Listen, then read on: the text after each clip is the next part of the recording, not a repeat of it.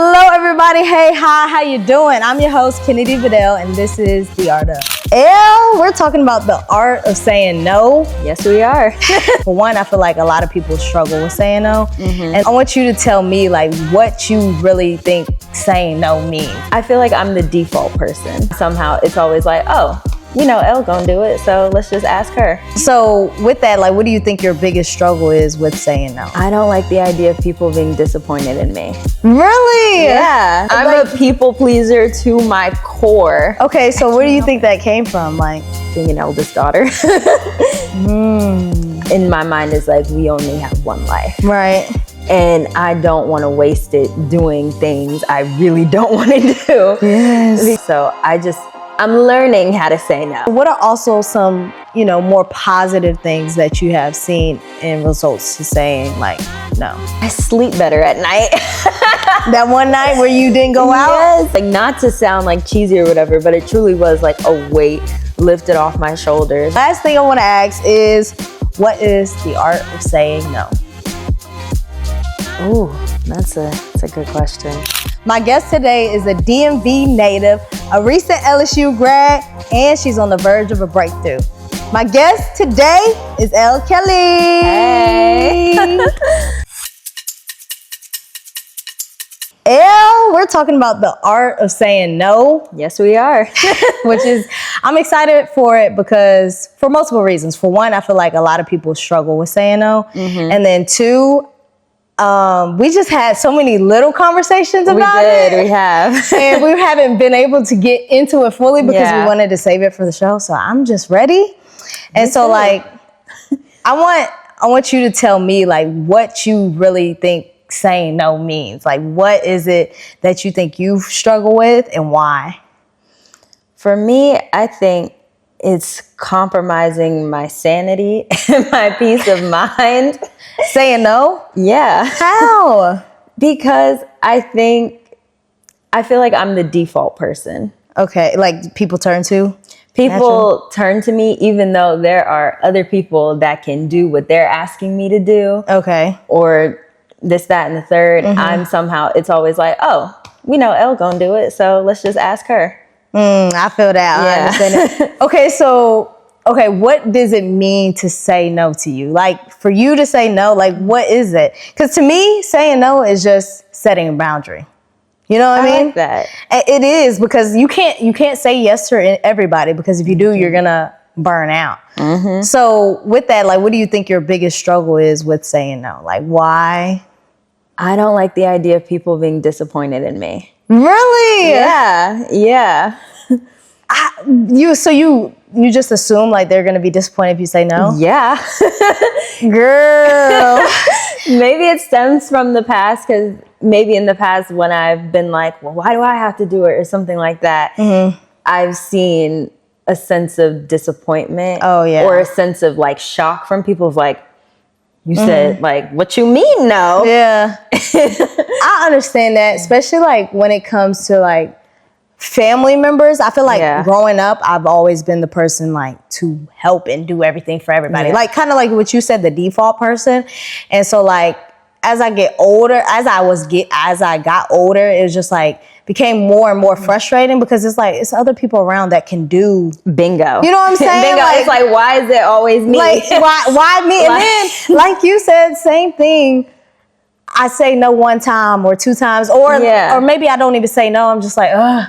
And then it's like a thing where it's like people act like you killed their dog, and it's just like it's just like.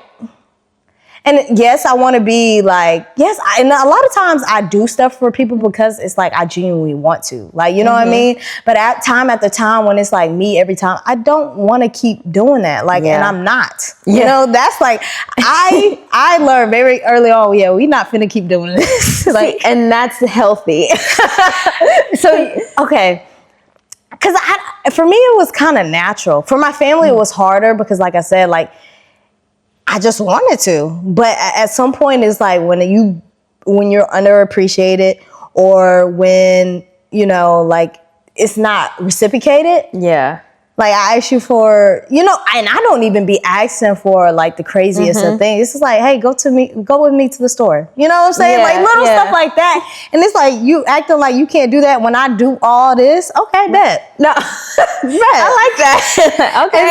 And I think like it's healthy in ways and it's not in ways, because like you don't want to get to the point where you're just not doing anything for anybody. Right. And I think I got to that point at one point, like a point in time where it's just like, I'm not doing nothing for nobody. I don't care, but just kind of finding a healthy balance of who to do it for and when to do it, and knowing like, okay, I have enough time to do this and stuff. Exactly. Like, I have like, cause I understand you want to be of service to others. Yeah. I understand that, but I also, in my mind, is like, we only have one life. Right.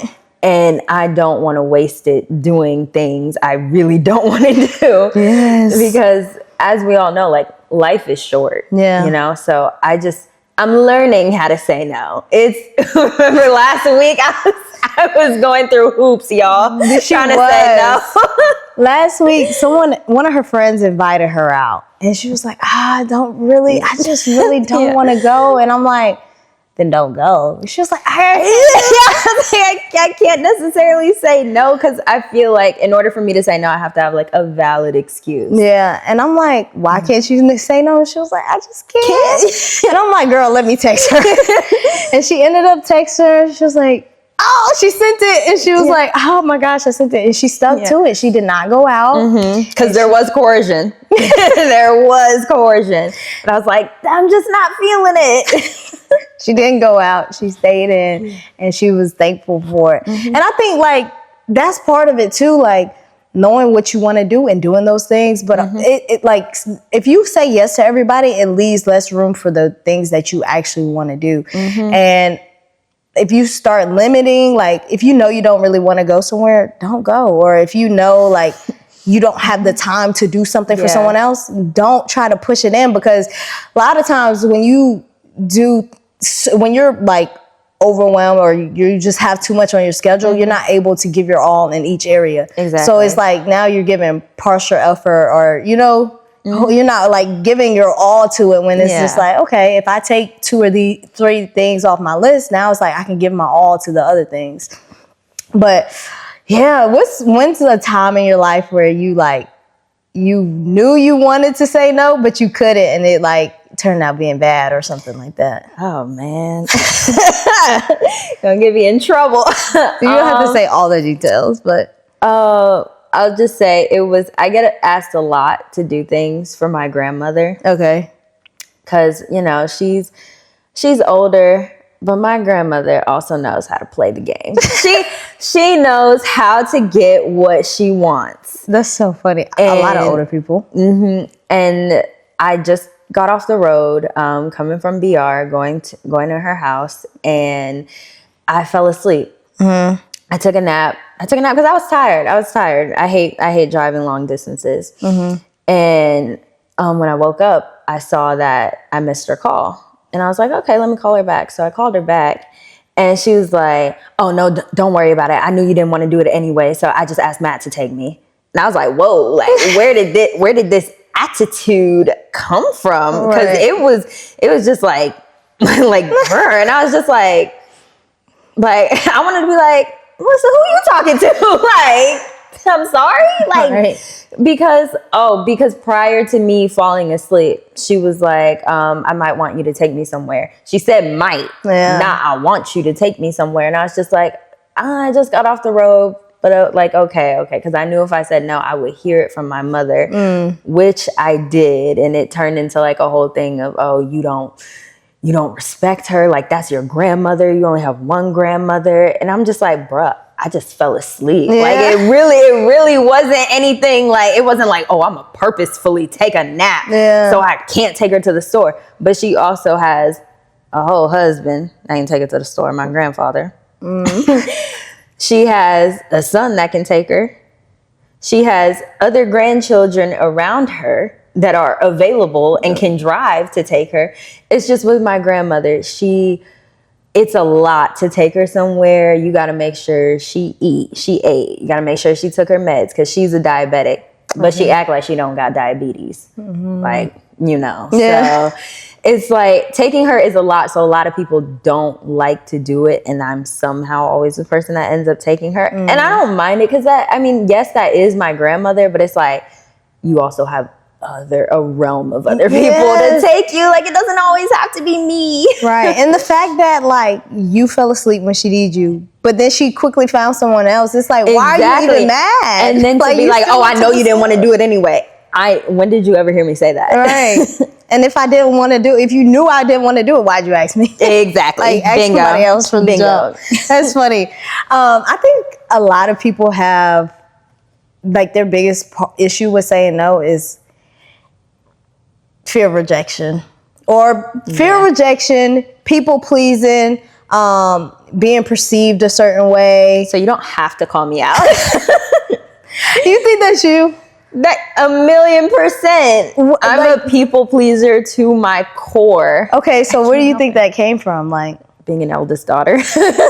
I'm not the oldest, but I'm the oldest daughter. Got you. And so, like, I have an older brother, but even growing up, I noticed I would do things that he was never really asked to do. Like, why was I picking my brother up from preschool when I was in middle school? Why was I doing that? I was picking them kids up from the bus stop. Like, bus drivers knew my name. Like, no. Yeah. That's crazy. So that's kind of where that came from. So just you kind of were placed in that role of doing things, and it kind of just, interesting. I feel like I was the same. I'm my oldest daughter too. So like, but I don't know if, like, I think there's, like, in college, I feel like, people's perceptions of me matter to me. But, like, before then, growing up, I just naturally just didn't really care. Like, that's it never so nice. really. Do you have brothers? I have one brother. Okay. I have an older brother and then a younger sister. But, I mean, me and my brother, like, I feel like that wasn't even, you think it was part because I have a brother, or do you have brothers?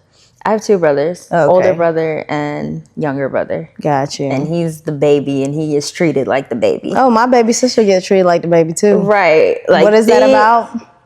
Like, things that they were doing. Child. Man, they didn't broke like 5 TVs collectively. Like my younger sister and younger brother. I don't know, just fighting and doing. I don't know what our house was really WWE. Like, I cannot hold you, but like. He's about to be 13 real soon. And even like he be talking back and doing all this. He's grounded every single time I speak to him. But why does he always seem to get possession of his phone and his game bag? But no. Me and my brother talk about it all the time, how my sister, she just grew up different. Like, she get away with. My younger siblings really grew up. Completely different. How old are they? Or what's the age gap? My sister is going to be 15 this summer. Oh, so she's like, I was about to say. And I'm about to be 22 in May. Right. So we're like 7 years apart. Okay. And then my younger brother, we're like 9 years apart. Okay, gotcha. But my older brother, we're only 2.5 years apart. So it's like sets. Like me and my older brother are the older set, and then it's the younger set. And that younger set, I don't know what went wrong with them, because they are so, I love them, but they are so destructive for no reason. The parents just become more lenient. More lenient, more lazy. Because I remember every fight my older brother and I got into, they made us make up. Oh yeah, like like on the spot. Well, my parents kind of did all of that with all of us. So really, yeah. No, but my younger brother and sister, they didn't have that like instant makeup that we had. Like we had to have. Like it would be, my parents would be like, we're not doing this. Like, apologize. No, that is funny. Yeah, that younger crew, the baby children. I don't know what that's about. It's because they don't know what outside is. They don't go outside. See, but my sister. Okay, so my sister's 21, so she's still kind of She's still but she's just like 05. Mm-hmm. Okay. So she turned 21 in February, but the gap between us is 4 years, and then my brother and my sister is 6 years. So it's just like she's a little bit closer. Yeah. So it's like she still played outside. She didn't miss that one. Okay. She's not a total iPad kid. No, not quite. My younger siblings, they're iPad kids for sure. Interesting. Like, Wow. my sister was born in 2011. Like, when you put it like that, it's like, oh God. Dang. And my brother was born in 2013. Dang. Wow. And I'm 04 and my older brother's 01. So Okay. it's really like. So me and your brother are the same age. Yeah, I think so, yeah. Mm-hmm. Yeah, because you did say he was 24 when we talked about it. Yeah. This is so bad. I honestly forget. That's funny. Yeah, no, yeah, he's 24. Okay. Yeah. Well, what was I saying? Oh, people pleasing. That's how we got on that. Uh-huh. Okay, so how do you think people can overcome people pleasing?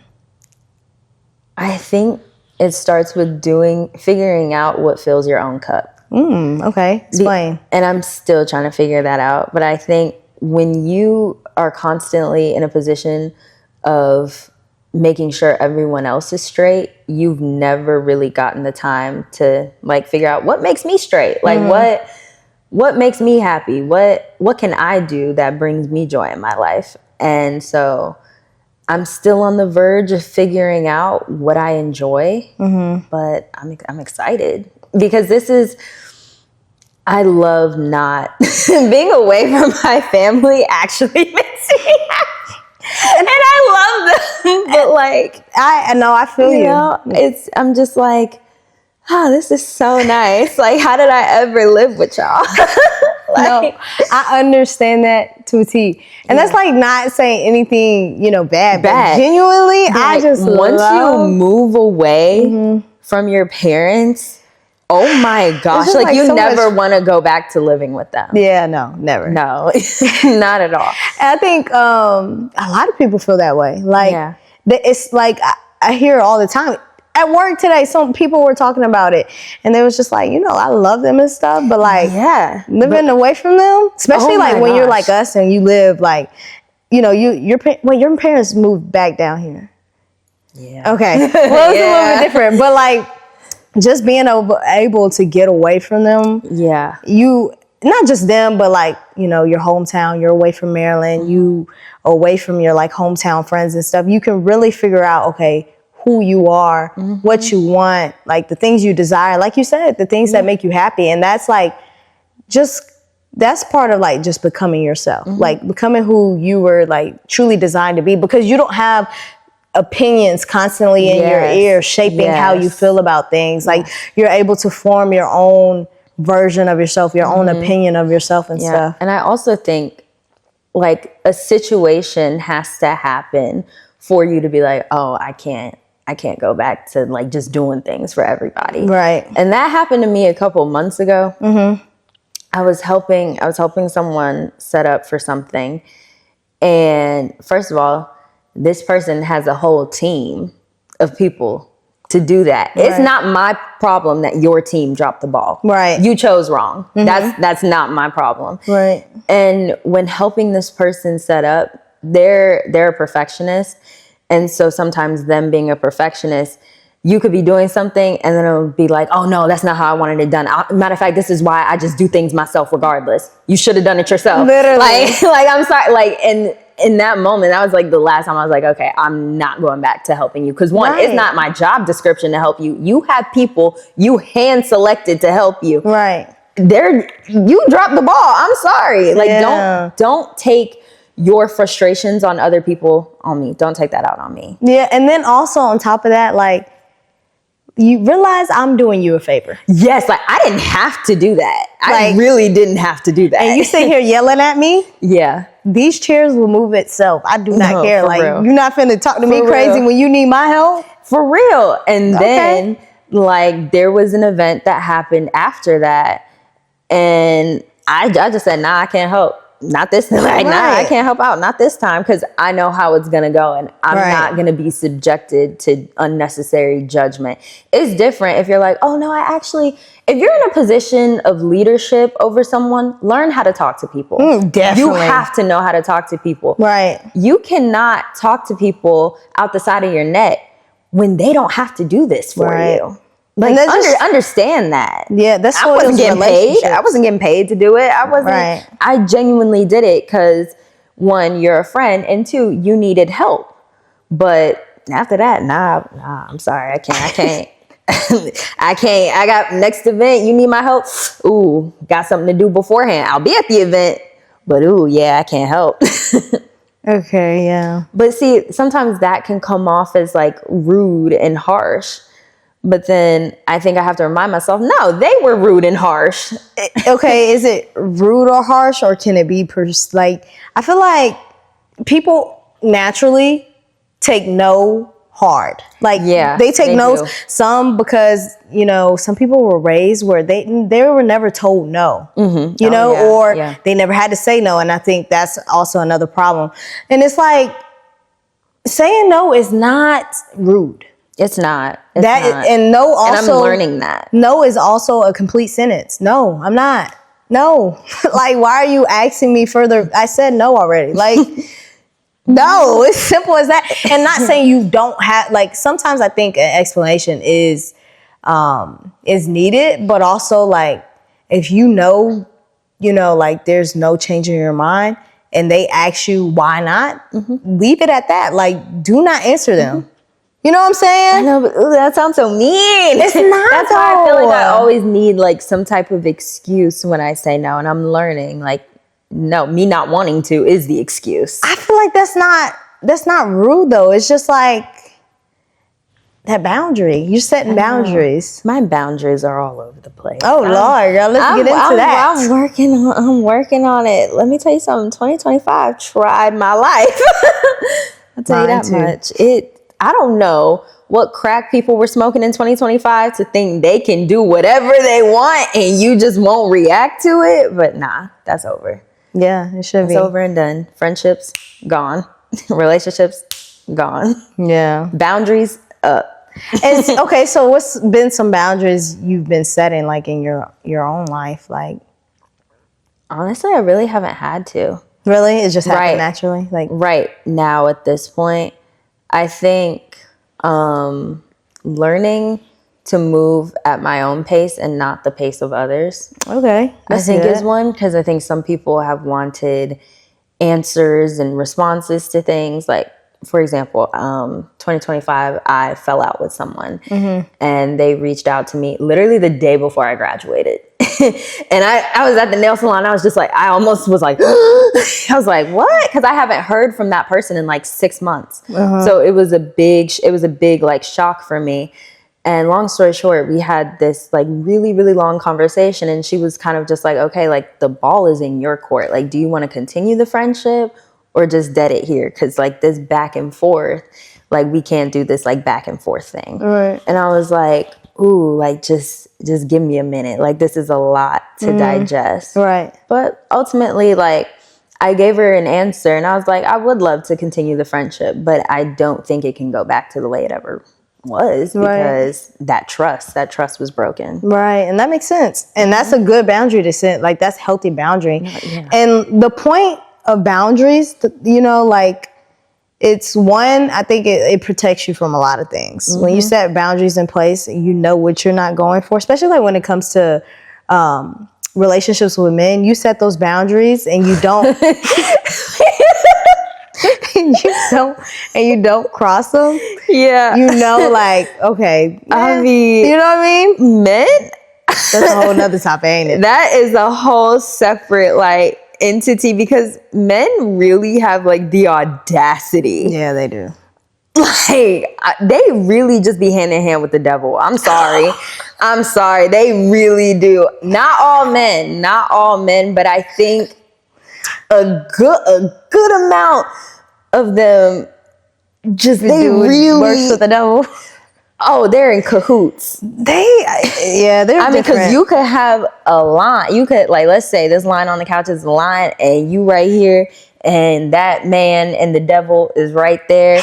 That man will try and reach over, Not you and they on the same team. yank you to the other side. Well, you mess with some terrible men. I mean, like, yes. No, I don't know. It's just I've heard too much.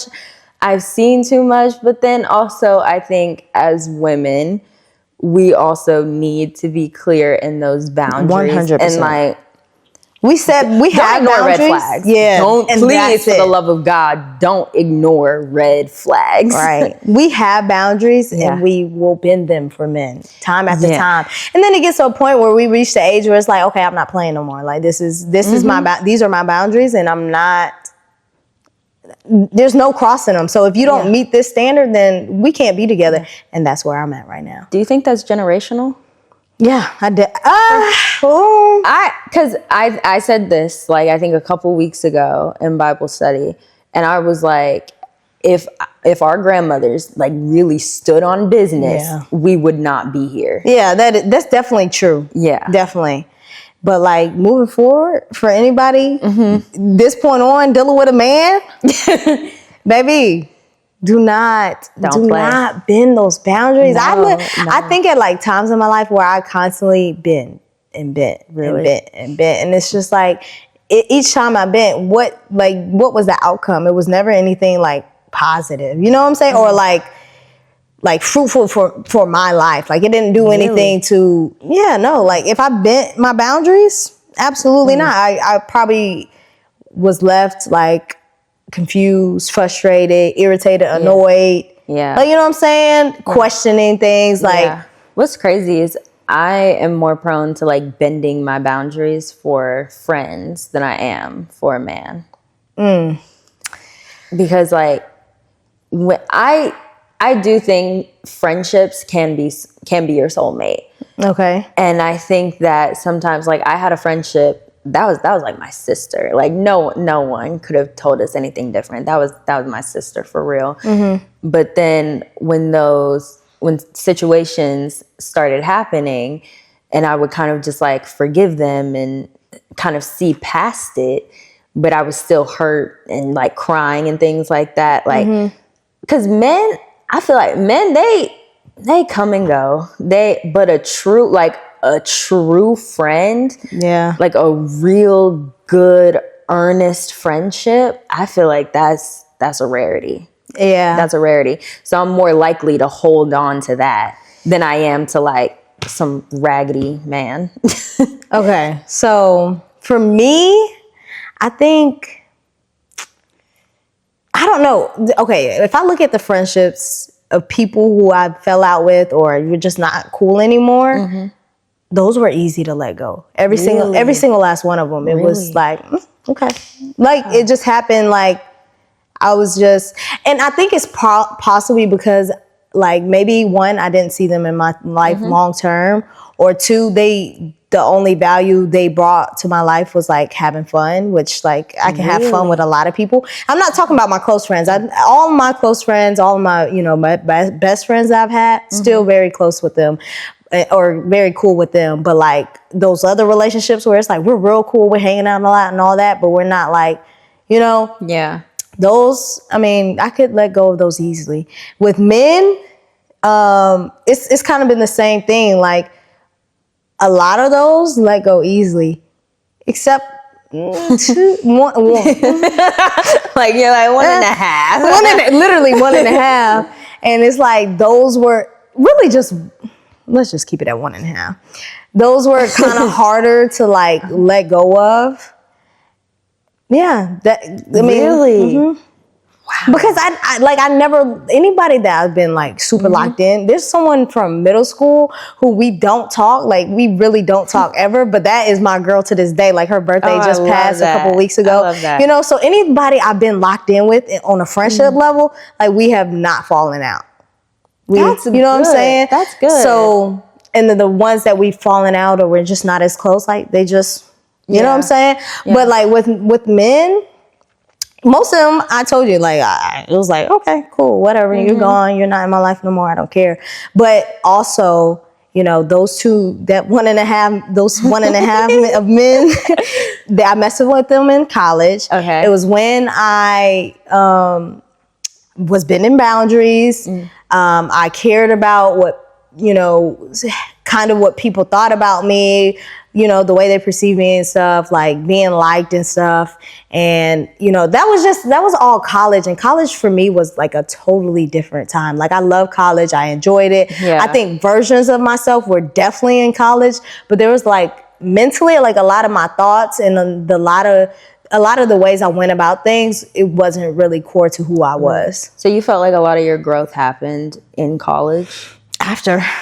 Okay. In college, I think I changed the most. Like, I think just my mindset about myself changed a lot. I feel like I was pretty much the same. In college? Yeah, I feel like I had the same friends since freshman year. And of course you have like acquaintances and then like friends, but like real like good friends.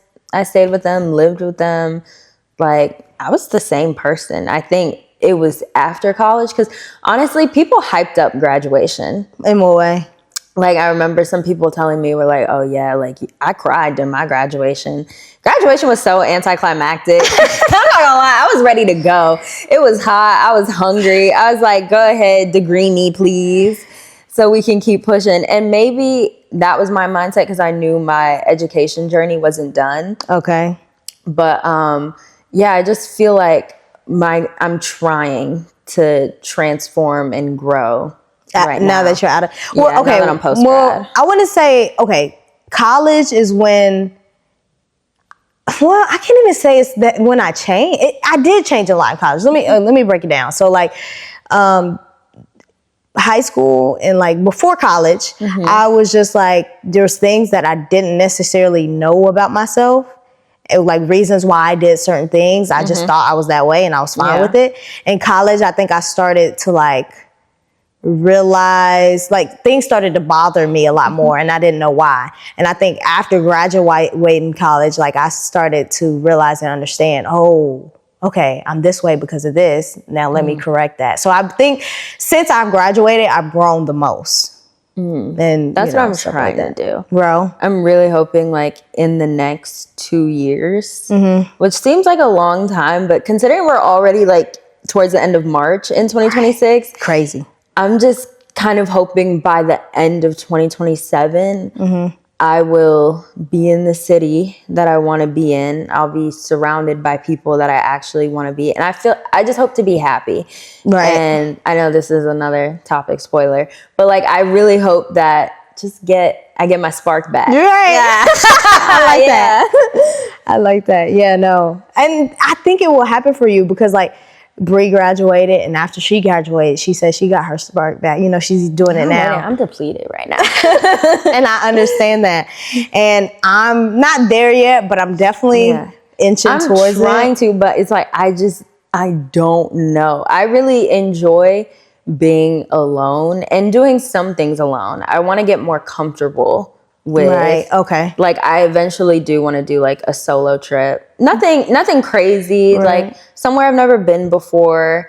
That's like a nice city like Charleston or Austin. I love Austin, Texas. But just like small things to like slowly get me out of my shell and allow me to be comfortable with myself. You gotta do it. And enjoy the silence. Enjoy the silence because I grew up in a loud house. Had roommates. One was particularly louder. And then I live with my cousin. So I've never lived by myself before, actually. So that's also something, hopefully, that'll happen for me. That's even, like, you think, okay, moving away from your parents, yes, but then living alone? That is my goal, hopefully by like 2027. I'll be on my own. I think every woman before they after they leave their parents' house, after the roommates and stuff, there needs to be a period of time where every woman lives by themselves. I wholeheartedly believe that before they get married and start a family. I agree. I 1,000,000% agree. I feel like you learn so much about yourself when you live alone. You learn about yourself. You just, kind of what we talked about, like you're able to figure out like who you are and like really, and not that you can't do that like, with others in the house. I think it's just like a lot easier. Yeah. You find a lot more peace. You find comfort in being alone. Yeah. And like when you go home after a long day, you're not like, oh, dang, somebody there. Cause I'm not gonna, oh my gosh, like this, after like a long day, whether you're in school, so after a long day of classes, a long day of work, or you just ready to like get on that couch, turn on some cartoons and eat and laugh, and you open the door and somebody already sitting on the couch watching TV, and so you have to like go retreat to your room because you're not in the mood to talk to people, and you just be like, oh my God. Or they got guests over, or the house ain't clean. That's one that will bother me. Yes. Oh my God. But yeah, definitely people need to live. I'm excited to live on my own. I'm excited for you because you talk about it often, how like you just want to get back into the swing of things. And I think you are. Do you feel like you're growing right now in life? Like, do you feel like you're, and let me tell you this, like any little bit of growth, any little bit of progress, take that into consideration, because last year I got into a place where I knew I was growing. Like I knew I was getting better little by little. It wasn't a lot. It was little by little, step by step. And I was still frustrated because it wasn't at it wasn't moving at the pace that I wanted. Yeah. And it's just like, no, you got to take each little thing, and be thankful for it, because it's like growth is, especially because we have so much life to live. Like we do. We're not like, I think because we live in a world that moves so fast, and what we see on social media is everybody doing things quickly and posting the best things, and we're not necessarily where we want to be. I think it's easy to look at it and be, become frustrated or compare. And it's like, no, we're all on our own track, and we just gotta stay on our track moving forward, and at the pace that we're supposed to move and stuff. But yeah, so do you think you're growing at all? I think, like, let's say there's a ruler, right? And the ruler's what, like 12 inches? I think I'm in between 0 and 1 centimeters. Really? There's no way. Really? Yeah. I feel like there hasn't been much progress in my life. Okay. And it's really hard for me because I'm not at the place where I thought I would be.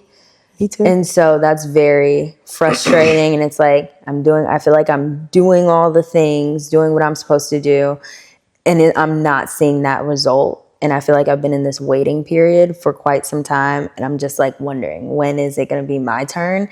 And I feel like, is my turn never coming, or am I just chilling on the bench? But I think oftentimes like I'm easy to fall into a depression, especially if I have like nothing to look forward to. Okay. It's like, why am I getting out of bed if I have no job, nothing to look forward to? But I'm working on that. Like I went on a walk today. What is the sun? Vitamin D? Vitamin C? Vitamin D? Girl, you asked me. Get whatever vitamin, y'all. Get whatever vitamin you need by just going outside. And I just have my headphones in. I have my sunglasses. You would have thought I was a celebrity because I had a hat, sunglasses, and headphones. Like, I really didn't want to be bothered. Where'd you walk at? Just a park near my house, Perkins. Perkins Park. Oh, that's the one we went walking. Me, Jazz, and Nyla went walking there. Okay. So I've been trying to like just get out of my bed and try to be optimistic about things. Okay. I don't know what I have to look forward to, but I know there is something to look forward to, if that makes sense. Well, at least you're in that space. Okay. Yeah. What are some things that you're like, you say you feel like you haven't progressed. In what ways do you want to progress? I feel like understanding that will help you, like, just personally. Like, just, okay, what? Like, what do you mean? Personal growth. Okay. Really? In what way? Like, because I know, mentally. Okay. Like, personal growth mentally. And even maybe physically, like get back to exercising, get back into the gym. In the morning? Not there yet. And also professionally wise, like post grad is not what I thought it would be. And it doesn't help given the climate that we're in. Finding a job is exceptionally harder than I feel like what it needs. What's your marketing? Mass comm.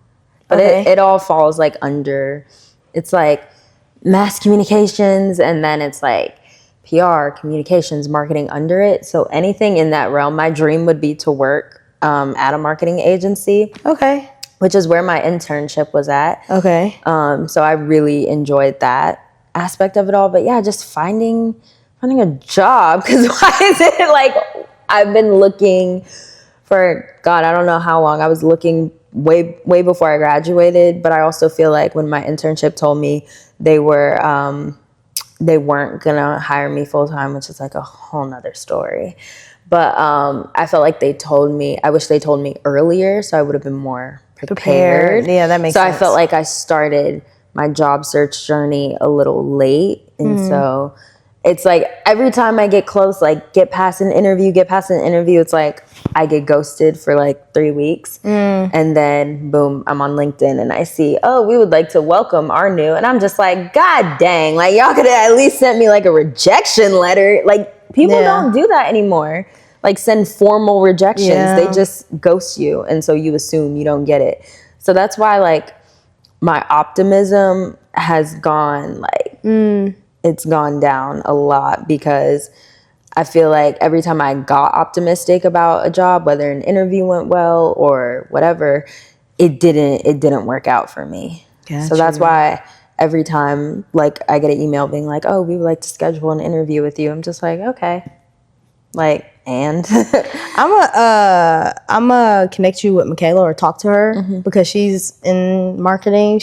Well, you know what? I don't know if she's doing the same internship, but she has an internship now too. Yeah, I'm not sure about. Well, no, I don't even think it's an intern. I know it's a job, but it could be both. Like it could be a paid internship. I'm not sure exactly. I'll talk to her though and see if she knows anything that, you know, she can connect you with. But so professionally, personally, in terms of your mental health, and then you said one more thing. Oh, physically. Those are the three? Yeah. Okay, so you think, so what's mentally, like, why do you think it's because of your circumstances? I definitely think that like environmental depression is a real thing. If you are not happy where you're at and you can try everything to like make yourself happy in that environment, but at the end of the day, if you're not happy, you're not happy. And also like clinically, like it is a chemical imbalance in your brain, so you can't always control it. Do you have depression? Yeah. Oh, I didn't know that. Yeah. I did not know that. Yeah. Okay, so that's what you were talking about, the chemical. Yeah. Okay. Yeah. So your environment, as in your like home? Like I'm gonna keep it being like, I just don't like BR. Like I understand that. Everybody gets on your says that. Really? Well, I mean, Michaela said it, and I feel that way. I mean, BR is fine. I don't mind BR. I just cannot stay here long term. Like I really like it, but most of my time is like I wouldn't mind being here until like 2027. Okay. I only say that because I'm living with my cousin right now, and she's graduating in 2027. Okay. And she does not want to stay in BR. She don't want to stay in Louisiana, period. Okay, I get it. I don't want to stay in Louisiana at all either. Acquired taste. I feel like the only people that want to stay here is if they're from here. And even half of them want to move. Half of them move to Houston. Right. Houston's overcrowded. Stop going to Houston. Like, please. But I think where I grew up in a super it was a cultural melting pot. Oh, where I grew up. DMV, definitely. And it was just, I love the city. I am a city girl through and through. And yeah, like BR is a city, but not BR is country. Not really. Like it's not. Okay, it's country, but my parents are from a small town here, and that's country. That's country. Yeah. I understand the difference. The fact that BR is the capital and barely anybody knows it. I didn't know that. Listen, you didn't know BR was You thought it was New Orleans? I never really thought about it, but I would have probably said New Orleans first. But it makes sense because LSU's here, I guess. But like, it doesn't give Capital vibes. Mm-mm. Like when I was in high school, when I was a senior, and I was telling people like, oh yeah, I'm going to LSU. And I told like my friend at the time, like randomly, like, oh, you should apply. And she was like, I really don't want to be in New Orleans. And I was like, so it's actually just not in New Orleans. Like it's actually in Baton Rouge.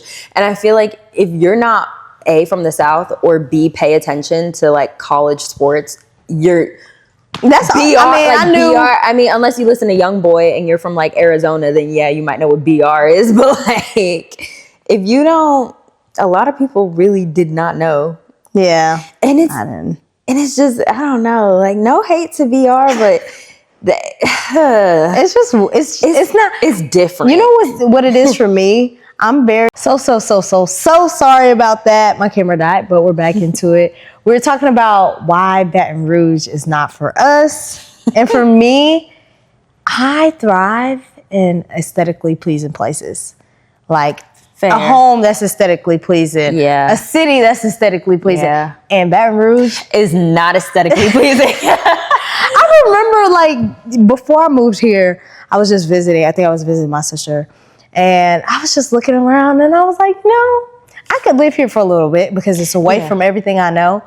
But long term, I can't stay here. It's not away from everything I know. Yeah. The problem is like both sides of my family are Louisiana through and through. And I've come to the conclusion I need to be like a flight away from my parents. Oh yeah, you did say that. My parents can't just hop in the car and drive to where I am. I need to be like a cool like 2-hour flight. Yeah. So that way you have to give me a heads up. Right. If and you then want to also come see like me or something. if you're a flight away, they can't just ask for favors. Exactly. Literally during the intermission, someone just called me and asked me for a favor. And she was like, no. I was like, no, I really don't want to. Yeah, she did try. But and that's the type of thing, like, for me, I understand that one. Because it's like, at the same point, it's like, I'm not trying to say, no or anything like that. Right. But like, you want me to drive 30 minutes away to get some lamb. Oh, it's 30 minutes away. Yeah, it's like 25, 30 minutes. It's on the other side of BR for some lamb. Just to keep it in my freezer for a week and a half to bring it to Easter. You mean like ain't no lamb near you? And my thing is, I feel like it don't even be, a lot of times it may not even be that they're asking for a lot, but once you ask for little thing after little thing after little thing, it's like, all right. Yeah. It adds up. It builds up. And I think that's like, okay, I want to ask you, have you experienced any consequences of like saying no to people? From that story I told you, like with my grandmother when I fell asleep, just, I guess, my mom just coming at me saying I don't respect my grandmother, things like that, which is not true. I have the utmost respect for her.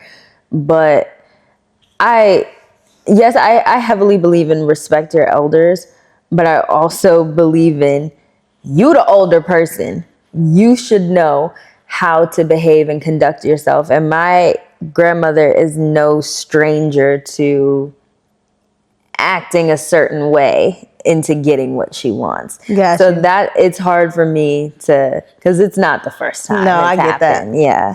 I think that's the thing. People, the consequences are like, one, if you're not dealing with a mature person and you tell them no, well, I wouldn't even say a mature. I would say if you're dealing with a person who y'all are only in a relationship because of what they get from you, because of what you do for them, then when the moment you tell them no, it's like, you know what I'm saying? They it's like that. No. They like pressed. It's almost like they become entitled. Yes. And it's like,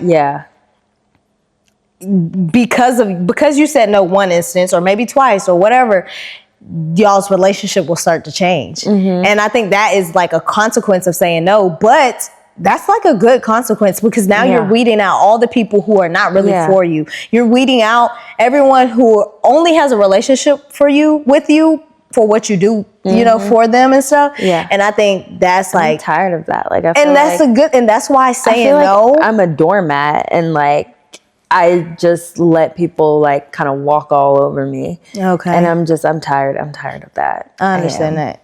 Say no, girl. Set them boundaries. I'm trying. Say no. I think another consequence would probably, so definitely losing friendships, but I think also like kind of like what your people did to you, like it's guilt tripping. Now you're trying to guilt trip me and make me feel bad. Like I didn't do anything wrong. Mm-hmm. You know what I'm saying? Yeah. Like I did not do anything wrong, and it's okay. If you feel hurt by it because of that, ask yourself why. Mm-hmm. Because I'm always the one who does something for you, and the moment I say no, now you're upset. Right. That's more of a like a personal problem. Exactly. That's more of a personal like a problem that I can't help you with. Okay. So what are also some, more positive things that you have seen in results to saying like no? Do you think you've seen any? I sleep better at night. That one night where you didn't go out? Yes. And I went to bed and I was just you have more time. So good. You have more peace. You have more energy. Yeah, and it was like a burden. Yeah, like not to sound like cheesy or whatever, but it truly was like a weight lifted off my shoulders. Like sometimes I really would rather be at home by myself. Ordering food, eating ice cream, watching a movie, and just going to sleep. Like not going, because one, I also don't really like the going out scene here in VR. Yeah. And I understand. You're actually going to be so proud of me. Like last week, like I think 3 times I got asked to like go out by the same person. Really? And I said no each time. Look at you. Yeah. So you know how we were talking earlier and you was like, you only grew this much? That is part of growth. I know. And it felt really, really good. See? Oh, that makes me so happy for you. And so we got crawfish yesterday because that was like a daytime thing. And I'm cool with a daytime thing. Right. Take me to brunch.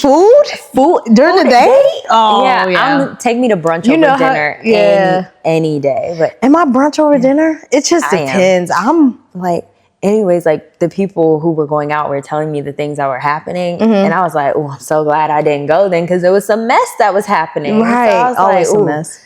I was like, praise the Lord. I saved some money. I'm like, save my time and my energy. Yes. Like I'm not.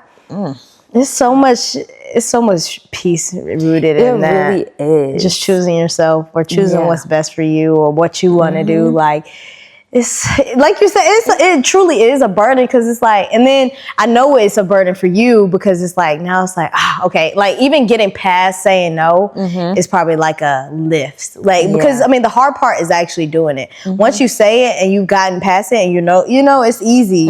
So I want to talk about tools. Like for people who are struggling with saying no, I want to say, I guess some tools I would give is one, just be direct. It doesn't have to be overly rude or anything like that. Just be like, and if you feel the need, I don't think you have to like give a reason, and definitely do not negotiate with nobody. If you know you don't want to go, do not let them change your mind. But I think saying no, you can give it a reason why. Because I mean, a lot of times, sometimes there is a reason. No, I have too much going on, maybe next time. Like if you know this is a friend that you want to stay in a relationship with, or, you can see yourself going out with another time, say, hey, maybe next time you can say that. Me personally, I just say no. And I'm learning that like saying like, I just don't want to. Yeah, exactly. It's saying, no, I don't really feel like it. Like, that should be reason enough. It is. Like, what's another tool I would give? Stick to your boundaries. Do not negotiate at all. Be direct. But I do think also, for the most part, I think you should have a conversation. Like if they ask you to go somewhere, don't just ghost them. Don't just say nothing. Unless it's someone, like you're not already cool with or you have a weird relationship with. But like for someone who you're in y'all have a good relationship, they ask you out, go out, just communicate like, no, I don't feel like it. And it's as simple as that. Like you don't, and they keep pressing, don't answer it. Don't even entertain that. Yeah. You know, because once you start entertaining, you're like, maybe, you know, and sometimes people make things sound good and it's like, oh, maybe I should go. And then you go out and it's like, bruh, I should have stayed in. So yeah, I would say be direct and communicate. No negotiating, stick to your boundaries. Those are excellent tools. So the last thing I want to ask you is kind of to just recap this entire video. We kind of got off topic, but I think we had a good conversation. Yeah. You know, all in all, I think it was a good conversation. So last thing I want to ask is, what is the art of saying no? Oh, that's a good question. I think the art of saying no is truly not wavering your feelings or your own boundaries for the benefit of someone else. Right. I think that doing things all the time, let me clarify, that don't benefit you or fill your own cup, and you're simply doing it at the expense of your own sanity and your own peace and your own happiness, it's not worth it. It's not worth it. It's not. Simple as that. It's not, yeah. I was going to recap it also, but you hit it right on the nose. So that is pretty much it for this episode. You want to shout out like your Instagram or anything that you're doing, anything? Yeah, you can find my Instagram at ELLE.SIMONEEE. I think it's 3 E's at the end of Simone. But yeah, I just want to say thank you, Kennedy, for having me. Thank you for coming. Yeah, because we really only met like 2 months, literally 2 months ago. Yeah. I think, But since then, I think we were able to do this and be comfortable doing it because we've had a lot of conversations. Yeah. So yeah. That Bible study be getting deep. It do. Yeah. If you're in BR and you're looking for a Bible study group, just you can DM me on Instagram or you can comment on one of my YouTube videos and I'll hook you up. But that's it for this video, The Art of Saying No. Make sure y'all check out her Instagram, follow her, all that stuff. And we'll see you next time. Bye. That was good. I liked it. Yes. I'm hungry. I know.